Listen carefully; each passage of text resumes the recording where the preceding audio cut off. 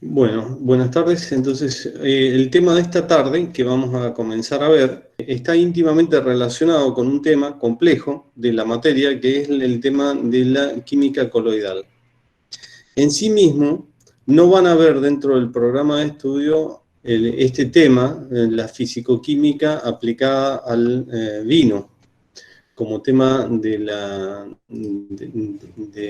materia. Sin embargo, es absolutamente indispensable entender estos temas para después poder abordar el tema de la química coloidal. Entonces, si bien no es un tema que estrictamente sea, podríamos decir, de examen, porque esté dentro de el programa de estudios, sin embargo, tiene tanta importancia estos temas que vamos a ver ahora, que son transversales a toda la materia, y no solamente a la enología 1, sino también es absolutamente transversal a la enología 2.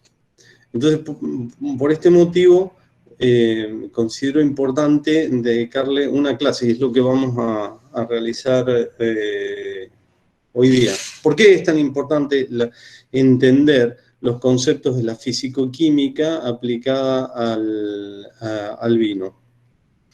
Es lo que vamos precisamente a desarrollar hoy. Si nosotros hiciéramos un análisis de un vino, cualquiera sea, y quisiéramos entender a través del análisis la calidad del vino, difícilmente el análisis nos diga mucho sobre la calidad, aunque el nivel de complejidad de ese análisis sea muy importante, sea muy completo. Probablemente un buen degustador nos diga mucho más sobre la complejidad, las características que tenga un vino, la calidad que tenga un vino, que un análisis por muy completo que sea. ¿Por qué ocurre esta situación? ¿Por qué una analítica completa no dice mucho de la calidad del vino y sí una degustación dice mucho respecto de la calidad del vino?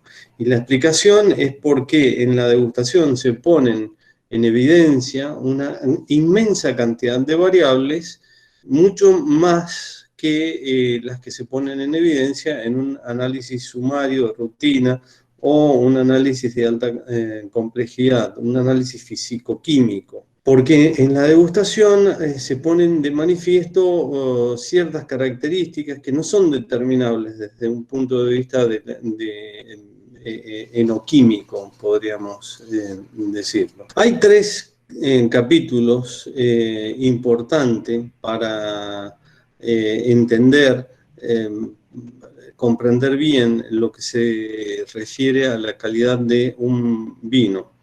Uno de esos capítulos es el de la química coloidal, cosa que nos prestamos precisamente a abordar inmediatamente. El segundo capítulo es el de la disociación electrolítica relacionada con la acidez de los vinos, y más concretamente con el pH de los vinos. Y luego el potencial óxido reductivo. Nosotros vamos a comenzar a desarrollar estos temas a partir del segundo punto. Vamos a hablar brevemente de la disociación electrolítica para, partiendo de este tema, luego llegar al concepto de acidez real o pH, acidez total, para luego tener una idea sumaria, breve, del potencial de óxido reducción de los vinos y la relación que este tiene con el pH. Estos dos grandes temas nos sirven de base para poder estudiar los conceptos de química coloidal.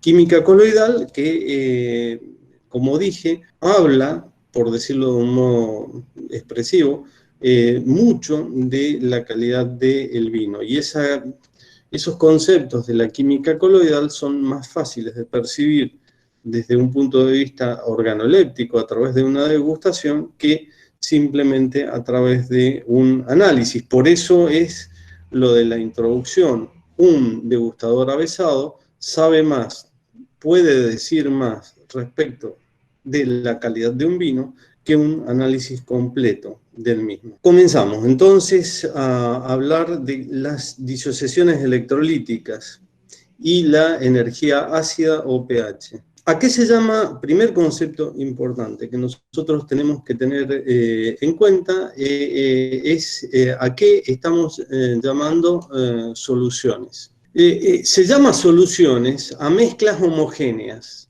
de sustancias heterogéneas, una mezcla homogénea de sustancias heterogéneas. ¿A qué nos referimos con una mezcla homogénea de sustancias heterogéneas? Si tuviéramos una sustancia pura, por ejemplo, podría ser el caso del agua. El agua es una sustancia pura, químicamente pura. Yo puedo tener una muestra de agua en estado químicamente puro. Y podría también tener una muestra de otra sustancia en estado también químicamente puro, por ejemplo, sacarosa. Entonces tengo dos sustancias que si las mezclo forman una mezcla homogénea. ¿Qué se ha hecho? Se ha mezclado agua con azúcar. Eran dos sustancias heterogéneas que luego puestas adecuadamente, una en solución de la otra, es decir, la sacarosa la disuelvo en el agua, tengo una mezcla azucarada, una solución azucarada, podríamos decir, un almíbar. Y vuelve a forma este almíbar una sustancia homogénea. Ahora, constituye ese almíbar dos sustancias que son distintas. Una es agua y la otra es azúcar. Entonces, la mezcla es el resultado de una disolución de dos sustancias, de una en la otra, en todo caso, que son heterogéneas. Una es agua y la otra es azúcar. En este caso, al líquido le llamamos agua, le llamamos solvente. Y al sólido, el azúcar, le llamamos soluto. Entonces, esto es una solución. Ahora, no todas las soluciones son iguales, porque, por ejemplo, también sería una solución si se realiza la mezcla, por ejemplo, de un ácido clorhídrico, por ejemplo, en estado puro, con agua. Lo mismo, partimos de dos soluciones homogéneas, dos sustancias en estado puro que se mezclan y forman una solución homogénea, pero la solución es de dos sustancias heterogéneas, porque en la solución hay dos componentes claramente diferenciables, claramente distintos. Ahora fíjense que la solución de agua en azúcar da una solución en que si nosotros las estudiamos podríamos decir es una solución molecular, porque si en esa solución comenzamos a investigar, vamos a encontrar moléculas de azúcar y moléculas de agua. Sin embargo, si estudiamos la solución de agua y clorhídrico y ácido clorhídrico, una solución ácida en este caso, ahí nos encontraríamos con algo diferente, porque encontraríamos aniones y cationes. En general podríamos mencionar, nos encontraríamos con electrolitos. Entonces, esta segunda solución podríamos llamarla una solución de tipo electrolítica. ¿En qué se diferencia una solución molecular de una solución electrolítica? En que la solución molecular está constituida exclusivamente por moléculas y la solución electrolítica, además de moléculas, encontramos electrolitos. Electrolitos que pueden tener una carga positiva o negativa, porque en los electrolitos tenemos aniones y tenemos cationes.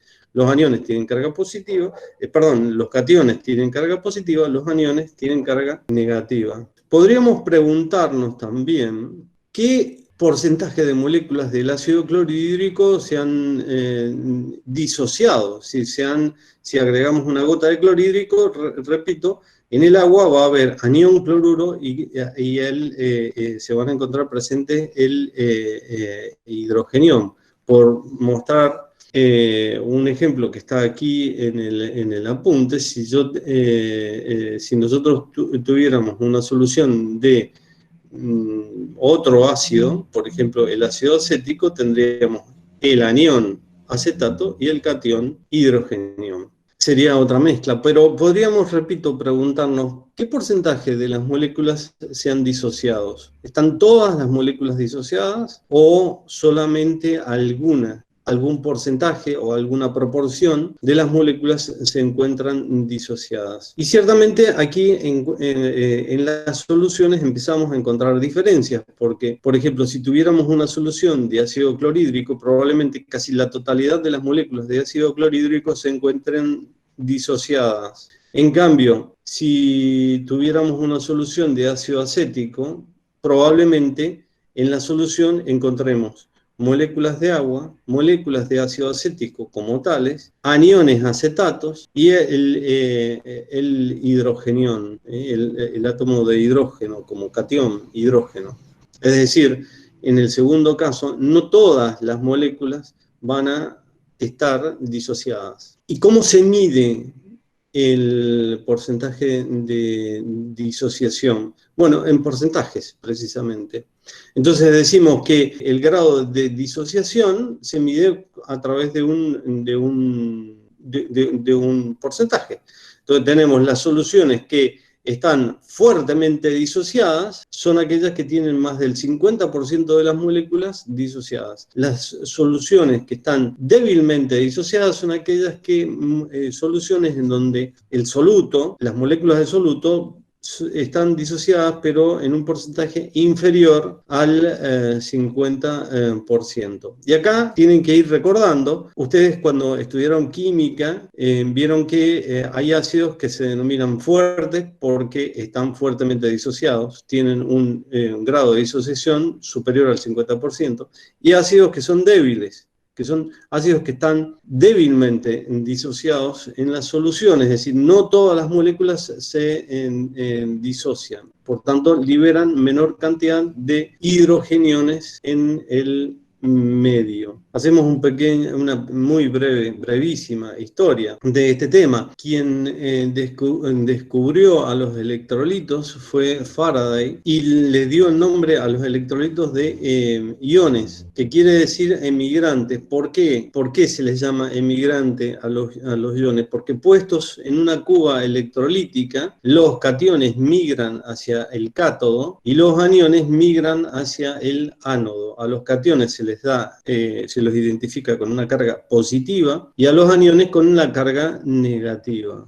Creo que con este concepto ya está claro. Podríamos decir que la disociación de toda sustancia está regida por la ley de acción de masas. La ley de acción de masas la tienen brevemente resumida en esta fórmula que estoy mencionando, es decir, el producto de la concentración de los iones disociados sobre la concentración de las moléculas da un valor K. Ese es la constante de disociación. Bueno, cuanto más disociado está una sustancia, bueno, tiene un índice de disociación más cercano a la unidad. Y cuanto menos disociado se encuentra, el índice de disociación es más bajo. Entonces, cuando este valor K, esta constante K, es muy baja, quiere decir que la sustancia está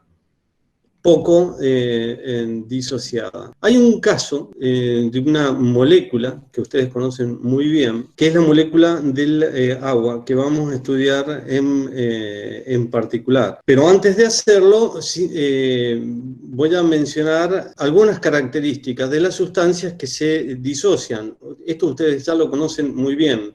Nosotros en enología prestamos mucha atención a las sustancias que tienen capacidad de disociarse dentro del vino y liberan hidrogeniones. A esas sustancias se las denomina ácidos, sustancias ácidas. En el vino encontramos distintos ácidos. En general ácidos de tipo orgánico, aunque también, pero muy en menor medida, naturalmente se encuentran algunos ácidos de tipo inorgánico. Pero fundamentalmente los ácidos presentes son ácidos de tipo orgánico. Por ejemplo, el ácido acético que están viendo allí en la pantalla. También nos interesan estudiar sustancias que liberan oxidriliones o oxidrilos con carga negativa. Y estas son sustancias de tipo básicas, que también vamos a encontrar presentes en los vinos. La sustancia, hemos repetido muchas veces, que se encuentra en mayor concentración en un vino es el agua. Y nos interesa ahora en particular el estudio de esta molécula, del agua. Tiene la particularidad, el agua, de liberar igual cantidad de hidrogeniones que oxidriliones. Libera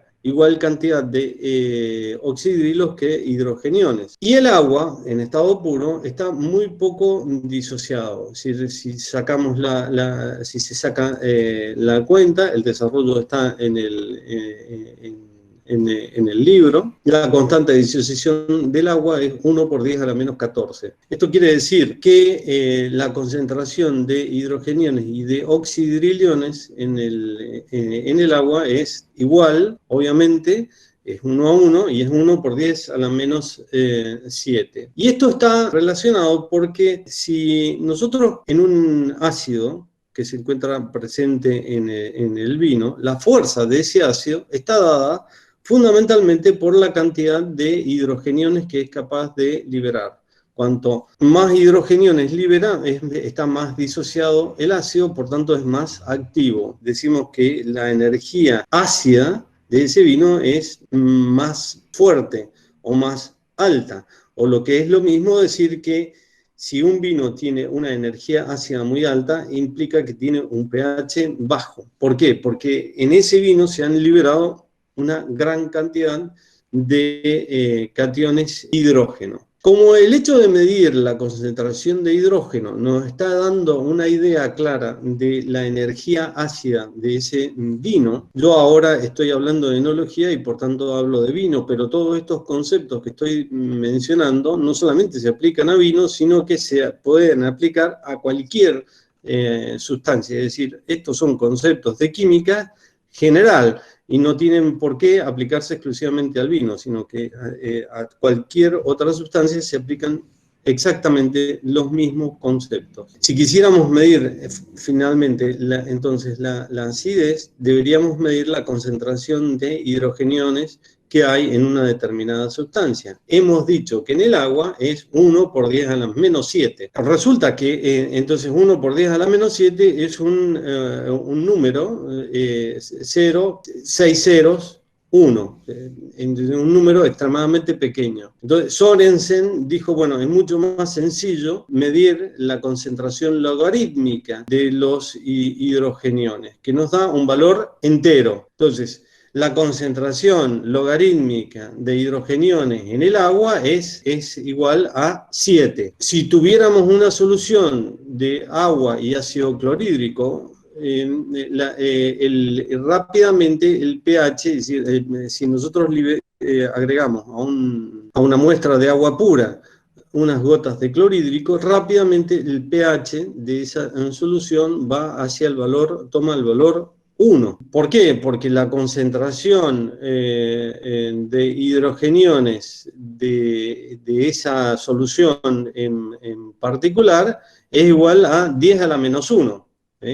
No como el agua, 10 a la menos 7, es 10 a la menos 1. Por tanto, da un pH de valor 1, que es igual aplicando la fórmula de logaritmo decimal, da el logaritmo en base 10, da el valor 1. Entonces, en todas las soluciones, aún en las soluciones ácidas, cuando, por ejemplo, en una solución ácida de pH 1, tenemos 10 a la menos 1 hidrogeniones y a la vez tenemos 10 a la menos 13 oxidriliones. Siempre la suma de cationes hidrógeno y aniones oxidrilo va a dar 14, siempre hay un equilibrio. Entonces esto es lo que explica el concepto de pH. Por esto el rango de medida del pH va desde 0, que es la mayor concentración de hidrogeniones que puede existir en una solución cualquiera, y llega hasta 14, en donde tenemos la mayor concentración de oxidrilos que puede tener cualquier solución. Entonces, para medir el pH, repito, lo que se hace es aplicar el logaritmo en base 10. Por esto es que estas concentraciones tan pequeñas de hidrogeniones o de oxidriliones o de uno y del otro se expresan en un rango que van desde 0 a 14. El agua es un caso particular, es el caso de equilibrio, es el caso referencial, en donde tenemos un pH de 7 y hay igual concentración tanto de hidrogeniones como de oxidrilos. Entonces, a medida que vamos pasando, por ejemplo, vamos adelantando una unidad en la escala de pH, esto nos está indicando que la concentración de hidrogeniones va cambiando 10 veces. ¿A qué me refiero? Que, por ejemplo, una solución de pH 3 tiene 10 veces mayor concentración de hidrogeniones que una de pH 4. Esto es un dato importante a tener en cuenta, porque tiene luego muchísima aplicación en enología. Bien, otro concepto importante que tenemos que manejar es el concepto de poder amortiguador o tampón. Yo les había dado el ejemplo recién de que si tenemos un vaso de agua y agregamos una gota de ácido clorhídrico, inmediatamente el pH baja a 1. Si en vez de tener un vaso de agua tuviéramos un vaso de vino y hacemos el mismo ensayo, tomamos, por ejemplo, un volumen dado de agua, 100 centímetros cúbicos, una gota de ácido clorhídrico, medimos pH, da 1 prácticamente con toda precisión. 100 centímetros cúbicos, que tenga un pH el que sea, por ejemplo, 3,7. 100 centímetros cúbicos, un vino con un pH de 3,7, le agregamos una gota de ácido clorhídrico y prácticamente el pH baja, pero no demasiado, muy poco baja. Supongamos que en un vino baja de 3,7 a 3,65. Bajó 0,5 unidades de pH. Hacemos el ensayo con otro vino muy distinto de otra zona, mismo ensayo, y puede ser que de 3,7 pase a 3,6. Es decir, hay otro vino que responde mucho más al mismo agregado de ácido, pero ninguno de los casos responde igual que el agua. Uno podría preguntarse por qué los 100 centímetros cúbicos de agua frente a un agregado de ácido clorhídrico hace que la solución termine con un pH 1. En cambio, el vino no. Y la respuesta está en que en el vino se encuentran presentes sustancias amortiguadoras o tampones. ¿Y qué es una sustancia amortiguadora o tamponada? Las sustancias amortiguadoras o tamponadas son aquellas sustancias donde se encuentran presentes, por ejemplo, una sal fuertemente disociada con ácidos débilmente disociados. Por ejemplo, acá tenemos el caso de una sal, por ejemplo, el acetato de sodio. ¿Cómo se forma esta sal? Se forma mediante la unión del ácido acético más cloruro de sodio, una sal fuertemente disociada y un ácido débilmente disociado. La unión de estos dos componentes da una sal fuertemente disociada, que es el acetato de sodio. ¿Y el acetato de sodio en qué se va a disociar? Se disocia en un anión acetato y un catión sodio. ¿Qué tiene que ver con esto? Esto con lo que acabo de mencionar de por qué el vino responde de modo diferente frente a un agregado de un ácido dado y no responde igual que respondería a una solución acuosa. o una solución de agua pura. Porque fíjense, si tenemos el caso concreto de esta sal, acetato de sodio, que bien puede ser que se encuentre presente en un vino, más concretamente es mucho más probable que haya, por ejemplo, acetato de potasio, pero para el caso es lo mismo. Si tenemos esta sal presente en el vino y agregamos una gota de ácido, para empezar, esta sal va a estar disociada, como dije, en un anión acetato y un catión sodio. Si agregamos ácido clorhídrico, el ácido clorhídrico va a estar fuertemente disociado. ¿En qué? En anión cloruro y catión hidrógeno. El acetato de sodio, como dije, está disociado en anión acetato y catión sodio. ¿Qué resulta de poner en presencia esta sal fuertemente disociada y el ácido fuertemente disociado? Resulta que se forma una molécula de ácido acético más otra molécula de sal, cloruro de sodio. Y fíjense qué interesante, porque acá lo que ha ocurrido es que frente al agregado de un ácido fuerte, ácido clorhídrico, en el vino, el ácido clorhídrico, el vino lo cambia por una sal, cloruro de sodio, y un ácido débil, ácido acético. El ácido débil que está débilmente, además, disociado. ¿Qué ocurre en el agua? Bien, uno agrega una gota de ácido clorhídrico en los 100 centímetros cúbicos de agua y queda anión cloruro, catión, hidrogenión. Es decir, todo el hidrógeno está en estado de catión hidrógeno. Por tanto, en la solución acuosa, todo el hidrógeno va a formar esa acidez real, o va a constituir esa concentración de hidrogeniones que determina el pH, pero todos los cationes hidrógenos están disponibles para bajar el pH. En cambio, en el vino no, porque lo que se va a formar es, como dije, un ácido débil y una sal, cloruro de sodio, fuerte, pero es neutra la sal. Este es el concepto de amortiguador, es decir, en todas las sustancias, y el vino es una de ellas, donde hay todas las soluciones, donde hay este tipo de sustancias, se denominan soluciones que tienen presente sustancias que son buffer, reguladoras o tampones. Y esto después tiene muchísimas aplicaciones a nivel industrial, en la elaboración del vino. Tiene muchísimas aplicaciones desde un punto de vista enológico. Esto explica por qué hay muchos vinos que no responden, o sea, un agregado de ácido no necesariamente se ve correspondida en una modificación del pH. Y todos los vinos responden diferentes. ¿Por qué? Porque el grado de tamponamiento de los vinos es distinto. Normalmente, cuando las uvas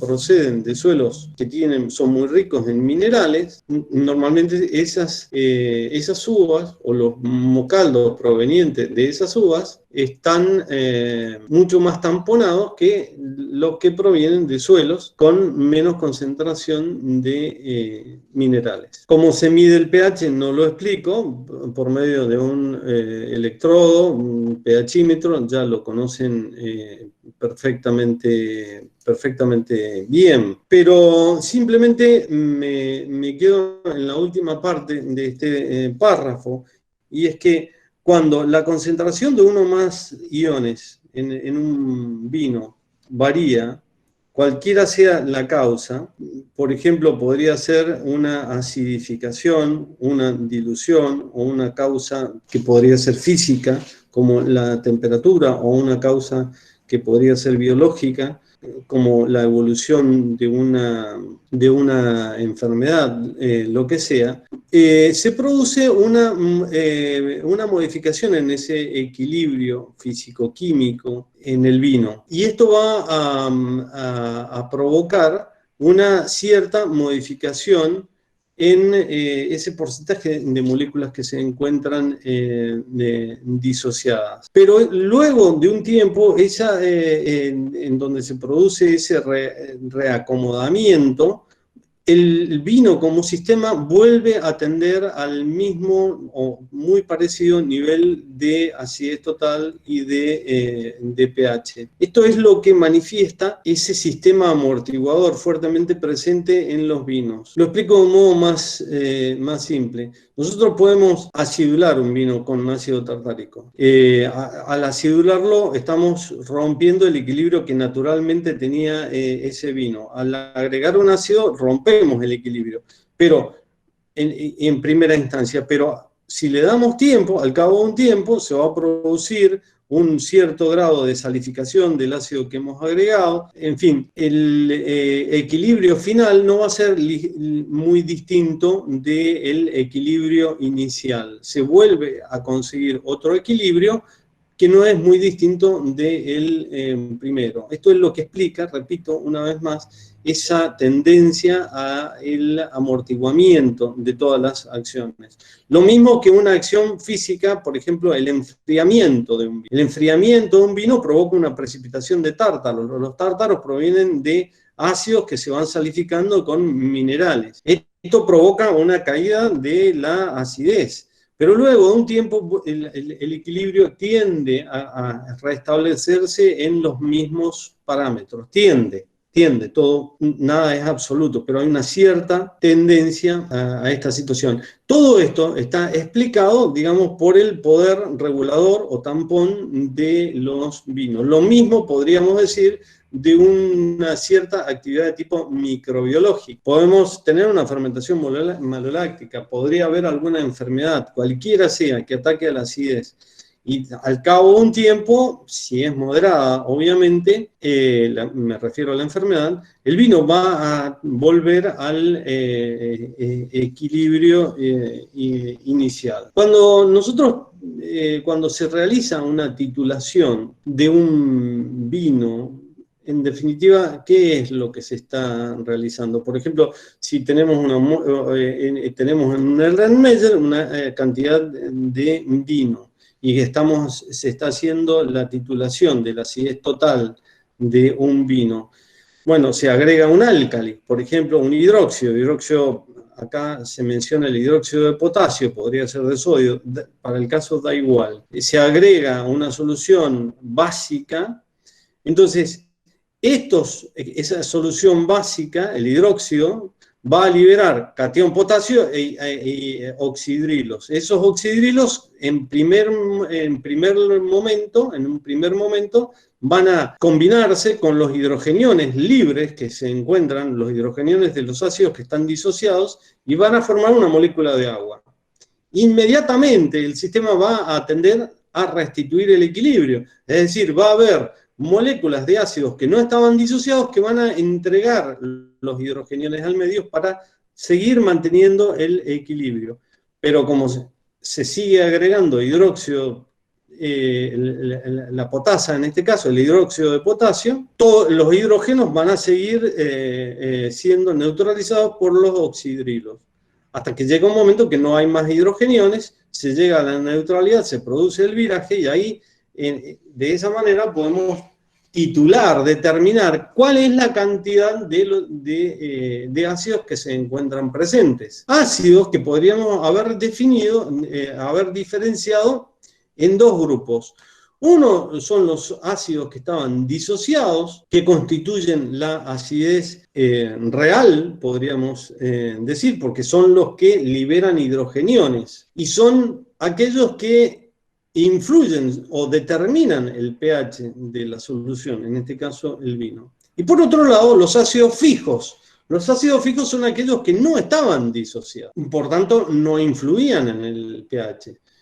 Y a eso la suma de los ácidos fijos se denomina acidez potencial. ¿Por qué reciben ese nombre de acidez potencial? Porque tienen la posibilidad de liberar hidrogeniones si las condiciones se presentan adecuadas. En el caso particular de los vinos, la acidez, además de haber diferenciado la acidez real constituida, repito una vez más, por aquellos ácidos que están disociados, es decir, que han liberado hidrogeniones y por tanto esos hidrogeniones constituyen la concentración de hidrogeniones que medimos en el pH, de la acidez potencial, que son esos ácidos que no están disociados, pero se pueden disociar en determinadas condiciones. Además, en los vinos podríamos diferenciar a los ácidos en dos grupos. Uno que llamamos la acidez fija, que está constituida por los ácidos tartárico, málico, cítrico, láctico. Podríamos mencionar, acá no está, el succínico, también. Repito, estos constituyen la acidez fija. Y la otra acidez que podríamos mencionar es la acidez volátil. ¿Cuál es la acidez volátil de los vinos? Bueno, la acidez es representada por los ácidos de la serie acética presentes en el vino, ácidos grasos de la serie acética presentes en el vino. ¿Y por qué se los denomina volátiles? Se les denomina volátiles porque estos ácidos son arrastrables por una corriente de vapor en determinadas condiciones específicas. Por eso se les denomina volátiles, porque se pueden, en un análisis determinado, volatilizar. Hago una pequeña digresión. Hay ciertos ácidos, como el ácido láctico, como el succínico, que eventualmente, frente a una corriente de vapor, también se pueden volatilizar. Pero para eso, al sistema de destilación, para determinación de la acidez total, se coloca una columna rectificadora. ¿Qué hace la columna rectificadora? Bueno, por reflujo hace que desciendan a la pera de destilación los ácidos lácticos y succínicos y por tanto no sean destilados y que solamente sean destilados los ácidos grasos de la serie grasa, es decir, los ácidos volátiles que fundamentalmente están representados por el ácido acético. De modo que podríamos, en resumidas cuentas, representar a la acidez de un vino en este cuadro que se encuentra acá, que muy didácticamente lo hizo el padre Oreglia. Es decir, la acidez del vino en principio se divide en dos grandes grupos, la acidez fija y la acidez volátil. A su vez, cada una de estas acideces se puede diferenciar en ácidos fijos no disociados. Si no están disociados, no influyen en el pH. Tanto en la acidez volátil como en la acidez fija hay ácidos fijos no disociados. Es decir, que está la molécula sin disociarse, no liberó el hidrogenio. Y están los ácidos fijos y volátiles disociados. Entonces, los ácidos fijos no disociados, los ácidos volátiles no disociados, van a formar parte de la acidez total, junto con los ácidos disociados. Todo forma parte de la acidez total. Pero solamente los ácidos disociados, solamente la fracción disociada, forma parte de la acidez real o iónica, que es lo mismo que hablar de pH. Si la acidez real o la acidez iónica es precisamente la que determina el pH. Y el pH es tremendamente importante en la estabilidad biológica de los vinos y es tremendamente importante en la calidad. Ya vamos a decir algunas palabritas a este respecto. Como para que ustedes lo entiendan un poquito mejor, acá en este cuadro están los porcentajes de los ácidos libres y salificados en función del pH. Fíjense qué interesante, después lo pueden ver con mucho más detenimiento, pero simplemente a mí me gusta marcar el caso de, por ejemplo, los extremos, el ácido tartárico. En un vino de pH 3, el ácido tartárico en estado libre, es decir, que está disociado, representa el 47%. Por tanto, el 53% se encuentra salificado, esto que se encuentra inmediatamente abajo, ¿no? Fíjense que 47 más 53, 100, esto constituye el 100%. En cambio, fíjense, en un vino de pH 4 prácticamente no hay ácido tartárico en forma libre, no hay. Y prácticamente en su totalidad hay rastros simplemente de ácido tartárico en estado libre. Y prácticamente todo el ácido tartárico se encuentra salificado. En el caso del ácido málico es diferente, es un ácido más fuerte, ¿no? Entonces, siguiendo el mismo ejemplo, el 70% del ácido en un vino de pH 3, el ácido málico, se encuentra en estado libre, mucho más disociado el ácido málico que el ácido tartárico. Por eso es más agresivo en la boca.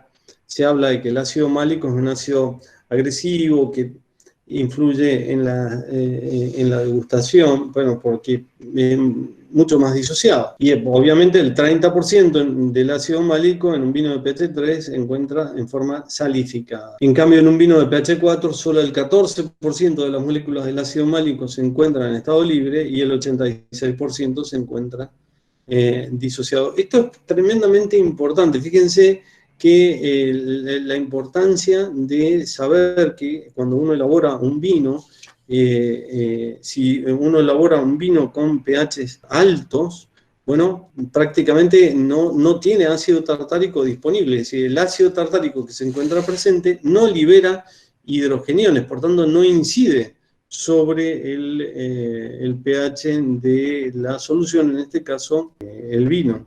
Ustedes saben que el ácido, hay ácidos en el vino que tienen solamente una única función ácida, hay otros ácidos que tienen dos funciones ácidas. Bueno, tienen constantes de disociación distintas. Normalmente los ácidos orgánicos llegan a liberar la primera de las funciones ácidas.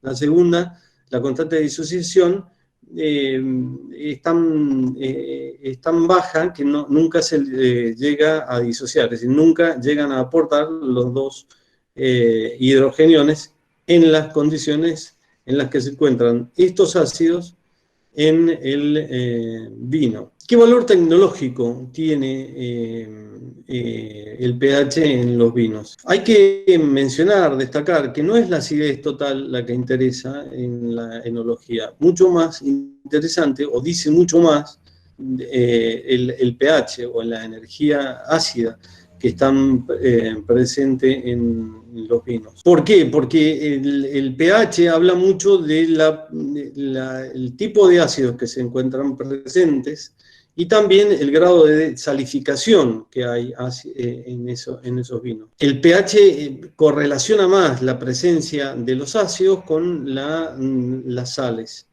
Y entonces habla mucho más de los sistemas reguladores o tampones. Normalmente en los vinos de pH muy altos son vinos muy tamponados, donde hay muchos minerales. Y los vinos de pH más bien bajos son vinos más destamponados. Ustedes saben que por el efecto del alcohol y del frío, las borras van precipitando, junto con las borras, va precipitando el bitartrato de potasio. Pero fíjense que en los vinos, esta precipitación de bitartrato de potasio hace que disminuya la acidez total. Estoy hablando de la precipitación de bitartrato de potasio en forma natural. Pero, sin embargo, aumenta la energía ácida. Si hacemos una medición fina en una precipitación natural de las borras, esa precipitación natural de las borras hace caer la acidez total y, contrariamente a lo esperado, mejora el pH. ¿Por qué?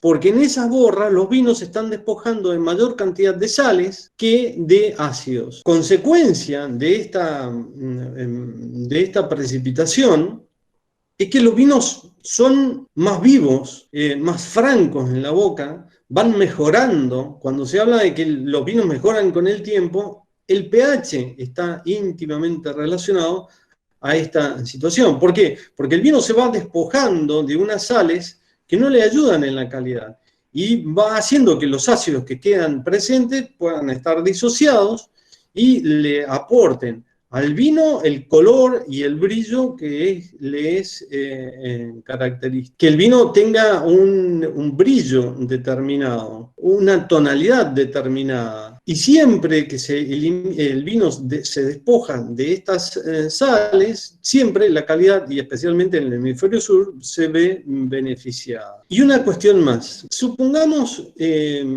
para que terminen de entender y calibrar que les voy a decir. Es un ejemplo que lo pueden llegar a hacer cada vez que un ensayo que pueden llegar a practicar la próxima vez que tengan posibilidad de estar en un laboratorio. Supongamos que mezclamos por mitades agua destilada y un vino. 50% agua, 50% vino. Obviamente que previo a esto hemos analizado, el agua tiene pH 7, el vino tiene el pH que tiene, con una acidez X. Una vez que hemos hecho el corte, 50% agua, 50% vino, la acidez total cae al 50%. ¿Por qué? Porque hemos diluido al 50%. Sin embargo, la concentración hidrogeniónica la concentración hidrogeniónica solo cae alrededor de un 6%. El pH no se modifica demasiado. ¿Por qué?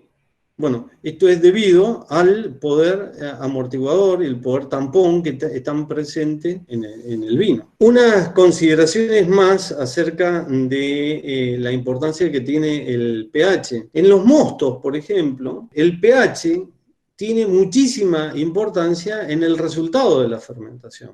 ¿Por qué? Porque el pH guía el proceso fermentativo, podríamos decir. Entonces no da lo mismo fermentar a pH 3.5 que a pH 4, a pH 3.3 que a pH 3.8. La calidad de la fermentación es distinta. Por tanto, acá hay una consecuencia directa en la enología. En países donde hay que corregir la acidez total, esto conviene hacerlo antes de la fermentación y no después. Porque a pH más bajos vamos a tener fermentaciones de mejor calidad, en términos generales. Porque, en términos generales, si estuviéramos hablando de pH exageradamente bajos, bueno, ya empezaría a entorpecer el proceso fermentativo. Pero, simplemente por mencionarlo, aunque no es un caso muy real, que no se da, si estuviéramos trabajando en una zona donde el pH es exageradamente bajo y hubiera necesidad de neutralizar, o sea que se da en muy contadas circunstancias, igualmente convendría hacerlo antes de la fermentación y no después. Algunas otras acotaciones y para tener en cuenta la importancia del pH. A un pH inferior de 3, los vinos están libres de las alteraciones de las enfermedades bacterianas, en términos generales. Los vinos con un pH 3.3 son inmunes, por ejemplo, a la turne, una enfermedad bacteriana específica. Por debajo de 3.2 son difícilmente atacadas por la picadura acética. Los niveles de anhidrido sulfuroso, a medida que baja el pH, hay una mayor concentración de anhidrido sulfuroso activo, por tanto, los vinos sin necesidad de hacer nada extraño son más inmunes, son más estables frente a las enfermedades. La tonalidad o el color, el brillo, mejora a medida que baja el pH, especialmente en los vinos tintos. Muchas veces, y erradamente, se suele decir que los vinos de pH más bajos tienen más color que los vinos de pH alto. La cantidad de materia colorante podríamos decir que es la misma. Lo que ocurre es que el brillo es lo que cambia. No necesariamente la cantidad de materia colorante está relacionada con el pH, pero sí el brillo, la tonalidad, eso sí que está relacionado con el pH. Los fenómenos de añejamiento, afinamiento, están conectados con el estado físico-químico de los vinos. De modo que muchas veces el estado de afinamiento y añejamiento está íntimamente relacionado con el pH del vino. Bien, y sobre este tema se podría seguir hablando, pero por ahora nosotros paramos acá.